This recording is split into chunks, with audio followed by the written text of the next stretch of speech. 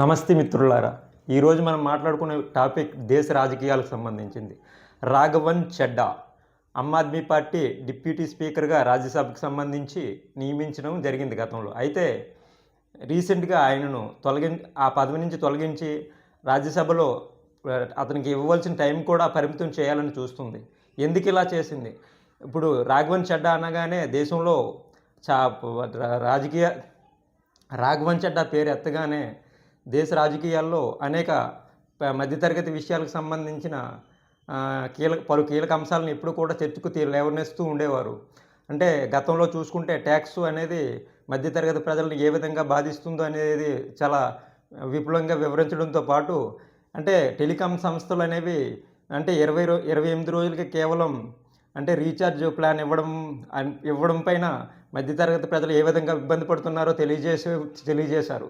దీంతో పాటుగా ఇన్కమింగ్ కాళ్ళు ఆపేస్తే ఓకే, కానీ అవుట్ గోయింగ్ కాల్ దీంతో పాటుగా 30 రోజుల వ్యాలిడిటీ అయిపోగానే అవుట్ గోయింగ్ కాళ్ళు ఆపేస్తే ఓకే, కానీ ఇన్కమింగ్ కాల్ కూడా ఆపేయడం అనేది సరైన పద్ధతి కాదనేసి ఆయన చాలా విపులంగా వివరించుతూ రాజ్యసభలో మాట్లాడడం జరిగింది.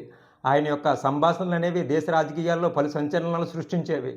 అటువంటి రాఘవన్ చెడ్డాను ఎందుకు Aam Aadmi party deputy Rajya Sabha speaker నుంచి తొలగించింది?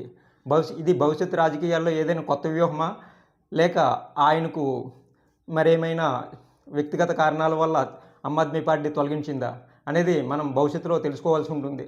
అయితే ఏది ఏమైనా సరే కష్టపడే వారికి సరైన ఫలితం దక్కదా అన్నట్టు మనం భావించాల్సి వస్తుంది. ఎందుకంటే దేశ రాజకీయాల్లో పలు సంచలనాలు మధ్యతరగతి విషయాలపైన ఆయన మాట్లాడే విధానం మొత్తం దేశ రాజకీయాల్లో పెను సంచలనం సృష్టిస్తూ ఉన్నప్పుడు ఆయనను తొలగించడం అనేది ఎంతవరకు రైట్ అనేది మీరు కామెంట్ రూపంలో తెలియజేయండి.